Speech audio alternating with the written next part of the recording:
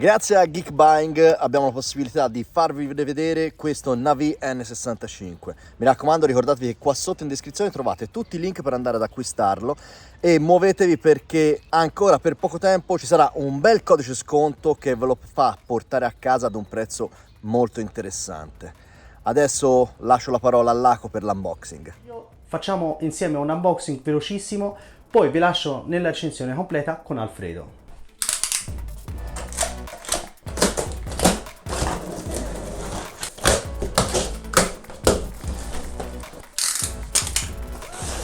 Libretto di istruzione, chiavina piccola e una brugola di 5. Il caricabatterie.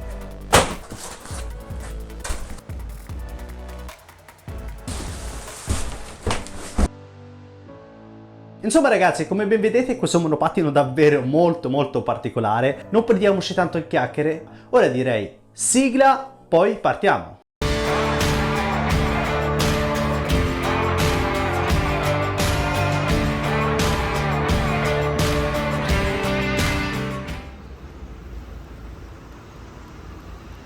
...45 km, batteria piena, 53 volt, punto 6.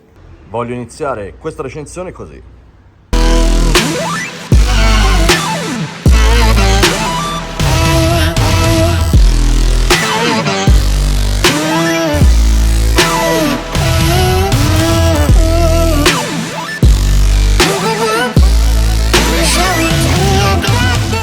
L'ultima volta che ci siamo visti sul canale abbiamo trovato un mezzo all'opposto totalmente di questo Navi N65. Abbiamo un monopattino bello grosso, con delle ruote importanti, le dimensioni si fanno sentire soprattutto perché questo monopattino deve dare comfort, quindi nelle lunghe percorrenze bisogna avere un po' di tranquillità. Partiamo come al solito dalle dimensioni. Abbiamo una lunghezza di 119 cm per circa 51 cm di larghezza e un'altezza dello stelo per persone più alte, 122 cm.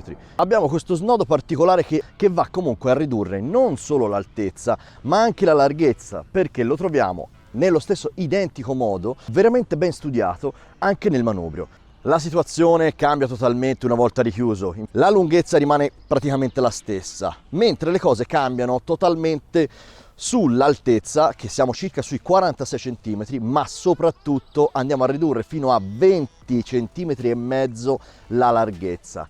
Perché il manubrio non si va soltanto a richiudere con i due semimanubri come succede con altri monopattini. In questo caso il manubrio va a ruotare sul perno centrale e ad assumere la stessa linea dello stelo, quindi andrà praticamente ad essere sovrapposto allo stelo e la larghezza massima non sarà più il manubrio bensì la pedana, quindi siamo intorno a circa 20 cm e mezzo. E qua possiamo vedere come è in tutto il suo splendore questo particolare metodo di chiusura. Con questo si va a bloccare il dente che si ancorerà all'attacco che si trova sullo stelo della forcella in modo da stare ben ancorato ad essa. Prima tappa fatta, siamo a circa 50 km. Ragazzi, ovviamente tutta la recensione la stiamo girando facendo una velocità massima di 20 km/h, perché ricordatevi bene che in Italia quella è la velocità massima. Chissà come mai i politici hanno pensato che andare più piano sia più sicuro. Io non credo proprio. Comunque vabbè, è così. Allora, altra tappa a questo nostro giro recensione. Comunque voglio arrivare qui e parlarvi del motore. Il motore lo troviamo nella ruota anteriore, quindi qualcuno potrebbe storcere il naso. È bloccato a 25 km/h nonostante il motore sia da 500 watt. 500 watt tirati, che vanno bene. Ha una bella spinta, infatti la casa dichiara che riesce a superare salite di circa il 25% e io vi posso assicurare che si sente tutta questa strozzatura, si sente che il monopattino avrebbe tanta forza in più. Riesce a fare i 25 km/h su quasi tutte le pendenze che riusciamo a trovare in città. Un attimo, riesce a fare i 20 km/h perché ovviamente, come ben tutti sapete, in Italia la normativa vuole che la velocità massima che si possa percorrere in monopattino è di 20 km/h, quindi non dimenticatevelo. Saliamo il cavalcavia e fate molta attenzione a quello che accade.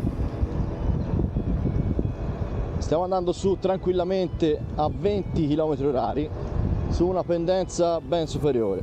Adesso aumenterà la velocità il monopattino, siamo a 23, 25, 27, eccolo lì, ha iniziato a frenare da solo in maniera portentosa, quindi state attenti a non guidare mai con una mano sola. La potenza c'è, la velocità è bella costante e adesso con questo giro vi farò sapere anche dei consumi, perché un motore così potente che però va a una velocità di 20 km/h sicuramente avrà dei consumi veramente ridotti. Questa cosa ci porta a parlare subito della batteria. Infatti la troviamo sotto la pedana, quindi il baricentro è basso, molto basso, perché non ve l'ho detto, però l'altezza da terra è di quasi 10 cm. Sotto la pedana troviamo una batteria da 48 volt per 12.5 Ah.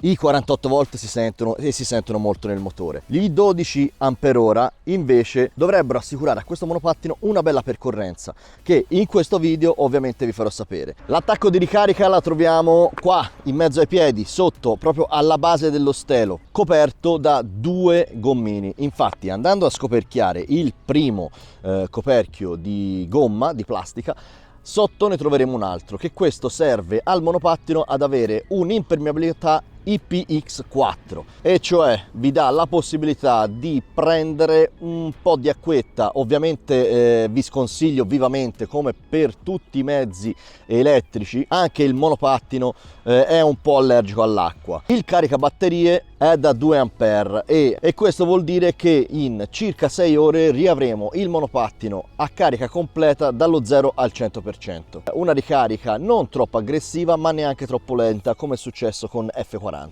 E adesso continuiamo il nostro range test.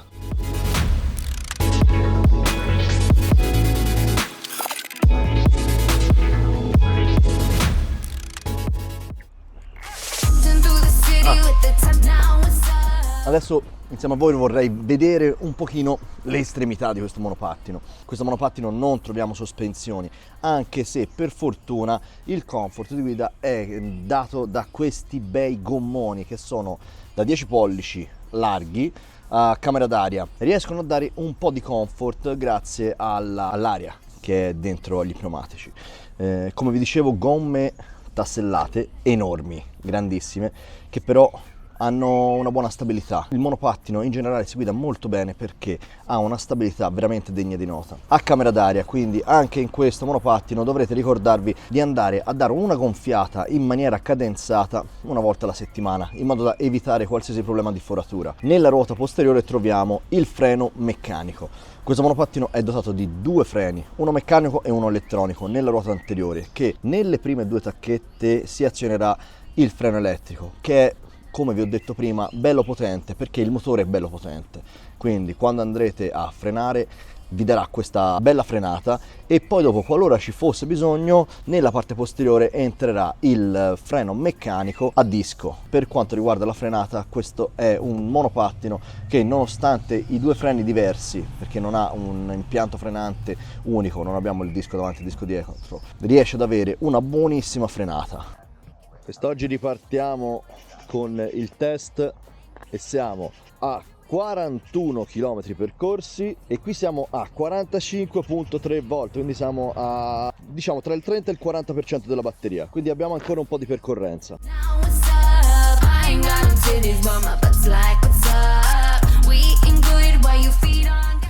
La guidabilità di Navi vi posso assicurare che è veramente fantastica. Sarà dovuta alle gommone belle stabili, sarà dovuta al fatto che ha una pedana che lascia veramente molto spazio per i piedi. Vi dà la possibilità di trovare il giusto assestamento per avere la completa padronanza del mezzo. Sarà sicuramente dovuto all'ottima telaistica. Ha preso un po' ispirazione, anche perché, come vi ho detto all'inizio, essendo anche una parente di Xiaomi, Ninebot, tutta quella grande famiglia, ha preso molto probabilmente spunto da F40, e il telaio è ben costruito e solido, è in lega d'alluminio, la pedana è un lungo tubolarone piegato che si va ad unire allo stelo con altri due tubolari. Questo vi dà la possibilità ovviamente di utilizzare il monopattino e di poterlo legare nel caso in cui aveste bisogno. In più, probabilmente, essendoci comunque delle buone componentistiche, non si sente nessun tentennamento, cioè non c'è niente che abbia il minimo gioco, è proprio stabile. Considerando il prezzo, questa potrebbe essere un'ottima alternativa al G30 oppure ad altri monopattini sempre comunque di dimensioni generose. E adesso arriviamo nella parte alta dello stelo. Partendo dalla destra troviamo una manopola molto simile a quelle di G30, poi troviamo un selettore che è anche un acceleratore, il pulsantino che ci dà l'accensione, set che servirà per andare a cambiare le mappature varie, modalità a piedi, prima, seconda e terza velocità. Premendo il tasto di accensione andremo ad accendere le luci. Nella parte anteriore troviamo una luce a LED con sotto il catarifrangente che ha una discreta luminosità. Nella parte posteriore invece abbiamo un LED, anche questo con catarifrangente, che in frenata andrà a lampeggiare. Il display, che è molto carino, diciamo che al sole a volte si fa un po' fatica a vedere perché è molto lucido e quindi tende a riflettere la luce. Nella parte alta troviamo conta chilometri, sotto troviamo la mappatura come vi dicevo prima, seconda, terza velocità. Nella parte bassa invece abbiamo tutto quello che concerne sulle percorrenze. Abbiamo la percentuale di batteria in maniera visiva, al centro troviamo il trip parziale, poi qua troviamo anche il contachilometri totale e il voltaggio della batteria, che questa è una cosa che a me piace molto, perché qua possiamo avere l'idea di a che percentuale di batteria siamo arrivati in maniera molto più precisa. Invece, spostandoci sempre sulla sinistra, troviamo il perno che servirà per andare a bloccare il monopattino in fase di riposo, il campanello che ovviamente è molto utile nonché obbligatorio in Italia. L'applicazione è Navi e la potete scaricare andando sullo store oppure scansionando il codice QR che trovate all'interno della scatola. L'applicazione, qualora abbiate voglia di mettere un portacellulare sul manubrio, potete vedere, oltre alla velocità costante che state facendo, la mappatura della centralina con la quale state percorrendo la strada. In più avete la possibilità di bloccare o sbloccare il monopattino. Qualora sia bloccato, il monopattino, ovviamente come succede in altri monopattini, rimarrà frenato e impedirà che si possa spostare in maniera agevole, ovviamente essendo. In più potete andare a cambiare la lingua dell'applicazione, mettere la velocità in miglia orarie e anche quindi la percorrenza, attivare o disattivare il cruise control e l'energy recover, che poi sarebbe il recupero di energia. Comunque niente di che, ma veramente molto carina. Alla fine adesso siamo a 39 volte e mezzo e molto probabilmente sono rimasto a piedi. Adesso siamo a 98 km, abbiamo fatto quindi da 45 a 98, siamo a 53 km con una carica di batteria, considerando il mio peso e considerando che abbiamo fatto diverse ripartenze. Quindi sinceramente questa percorrenza non me l'aspettavo proprio. E va bene, dai, alla fine almeno sono riuscito a finire tutta la batteria e adesso mi aspettano questi 2 km di camminata per tornare a casa. E in mezzo a questo viale lungo vorrei tirare con voi le conclusioni di questo Navi N65. E vorrei partire subito dal prezzo. Allora vi dico che questo monopattino per i prossimi giorni è in offerta a 599 euro. 599 euro per un mezzo con queste caratteristiche vi posso assicurare che non sono affatto molti. Troviamo caratteristiche che sono molto similari ad altri mezzi come possono essere il G30, ha una dimensione che è fatta appositamente per le lunghe percorrenze. La qualità di costruzione si vede che è fatta per un pubblico esigente. Ha materiali di qualità, perché il telaio è solido, ha delle belle gomme che danno una buona stabilità e un'ammortizzazione che, nonostante questa assenza delle sospensioni, non si fa sentire molto la mancanza. Ovviamente sul pavé è una molla che ammortizza, dà un comfort maggiore, però per essere senza sospensioni questo monopattino ha un buon comfort. La batteria sicuramente è di qualità buona, perché a 20 km/h percorrere più di 50 km con 100 kg sopra, vi posso assicurare che non è una cosa da poco.